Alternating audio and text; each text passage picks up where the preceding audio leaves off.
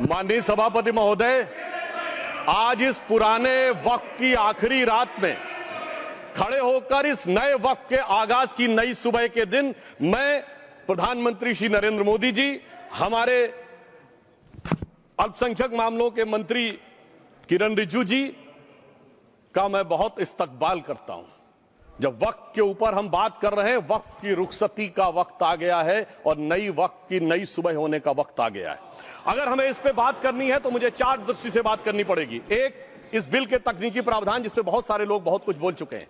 दूसरा है वक्त की अवधारणा, तीसरी है वक्त की राजनीति और चौथा है वक्त की राजनीति के नाम पर होने वाली वह सांप्रदायिक बनाम सेकुलर की राजनीति। सबसे पहले हमारे नेता सदन माननीय नड्डा जी ने बताया कि किस विस्तार के साथ इस वक्त कमेटी ने काम किया, किस शिद्दत के साथ हमारी सरकार ने काम किया। और चाहे वक्त कमेटी के जेपीसी के चेयरमैन हमारे उस सदन के सदस्य जगदम्बिका पाल जी रहे हो, हमारे मंत्री जी रहे हो, सबने जिस शिद्दत से काम किया है, तो उनके लिए मैं माननीय प्रधानमंत्री जी अपनी सरकार की तरफ से कहना चाहता हूं कि उन्होंने एक इबादत के भाव से काम किया है। तो मैं कहना चाहता हूं, इबादतों की तरह मैं ये काम करता हूं, अपने फर्ज को झुककर सलाम करता हूं। फिर भी आप खिलाफत कर रहे हैं तो तेरी मुखालफत से निखरती है शख्सियत मेरी। मैं सियासी दुश्मनों का भी बहुत एहतराम करता हूं। तो इस एहतराम के साथ मैं अब आगे का बयान शुरू करता हूं और मैं ये बताना चाहता हूं कि एक बड़ी सिंपल सी बात है जो अभी माननीय नड्डा जी ने भी कहा। दुनिया के तमाम मुस्लिम देश बता दिए, इस्लाम की धर्म स्थली सऊदी अरब, सबसे बड़ा मुस्लिम देश इंडोनेशिया, जहां खलीफत रही वहां टर्की, और जहां आईएसआईएस का इलाका वहां इराक और सीरिया, वहां कहीं भी कुछ भी नहीं है ऐसा। फिर भी हमारे यहां क्यों है, कैसा? तो मैं कहना चाहूंगा सभापति महोदय, एक हिंदी में कहावत होती है, नया मुल्ला प्याज ज्यादा खाता है, परंतु यहां तो जो गैर मुल्ला प्याज बहुत खा रहा था और इतना खा रहा था कि आंसू निकल रहे थे गरीब मुसलमान के भी और देश के भी। इसलिए मैं कहना चाहता हूं सभापति महोदय, अगर छोड़ दीजिए भारत की बात करिए तो क्या ऐसी कोई शक्ति सिखों के पास है, ईसाइयों के पास है, यहूदियों के पास है, पारसियों के पास है? नहीं है। छोड़ दीजिए, इस्लाम के अंदर आइए। अगर इतना भाईचारा है तो ये सुन्नी वक्फ बोर्ड और शिया वक्फ बोर्ड अलग क्यों है मेरे भाई? जमीन पे एक दूसरे पे एतबार नहीं है, सिर्फ सियासत के लिए साथ में आने की बात है। ये भी जरा सोचने की बात है। और जो अकलियतों में भी अकलियत है, आगा खानी है, बाकी है, जो बोहरा है, उनकी तो कोई गिनती नहीं है। हमारी सरकार ने पहली बार मुस्लिम समाज के अंदर भी ईमानदारी से सबको समान प्रतिनिधित्व देते हुए एक नई सुबह के नए वक्त का आगाज किया है। इसके लिए मैं सरकार को बधाई देना चाहता हूं। और सिर्फ ऐसा ही नहीं है, मुस्लिम समाज के अनेक लोग इस प्रकार के नियमों से बहुत प्रभावित हुए और बहुत प्रताड़ित हुए, जिसके अनेक उदाहरण बहुत लोगों ने बताए होंगे। मोहम्मदन एजुकेशन सोसाइटी कोल्हापुर का केस है, ईदगाह मैदान हुबली का केस है जिसपे सुप्रीम कोर्ट ने साफ साफ उसको हुबली धारवाड़ म्युनिसिपल कॉर्पोरेशन को वापस कर दिया। अनीसा अयाशा वर्सेस तमिलनाडु वक्फ बोर्ड का केस है, तेलंगाना स्टेट वर्सेस मोहम्मद मुजफ्फर का केस है, हिमाचल प्रदेश वक्फ बोर्ड वर्सेस ख्वाजा खलीलुल्लाह का केस है, और सभापति महोदय ताजमहल पर भी दावा कर दिया गया। अब तो मैं पूछना चाहता हूं, और सुप्रीम कोर्ट ने अपने जजमेंट में कहा कि भाई शाहजहां के जमाने का लिखा फरमान लेके आइए, तब हम मानेंगे कि इस पे कोई दावा है या नहीं।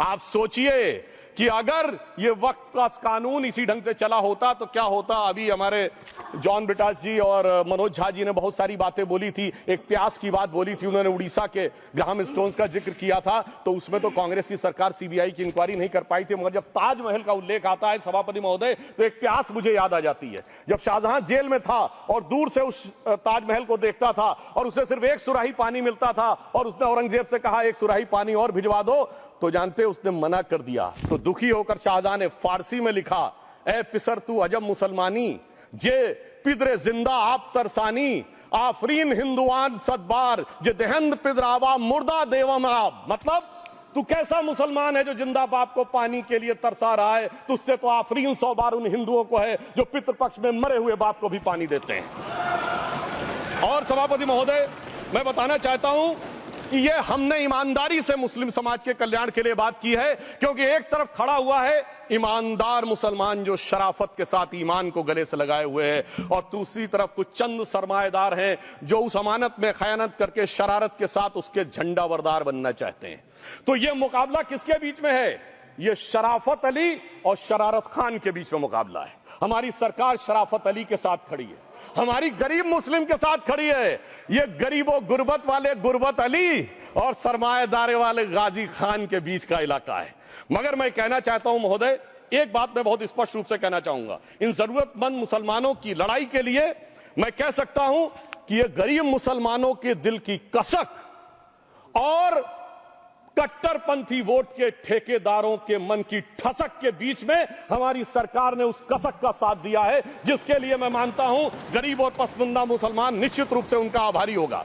हां, मगर जब इसकी बात आती तो भी माननीय खड़गे जी भी बोल रहे थे, माननीय संजय सिंह जी भी बोल रहे थे, मनोज झा जी भी बोल रहे थे कि साहब आपके यहां वो कितने पुजारी हैं और कितने किस वर्ग के पुजारी हैं। तो मैं उनको बताना चाहता हूं, केवल अकेले जूना अखाड़े ने पिछले साल 71 SC ST लोगों को महामंडलेश्वर बनाया है।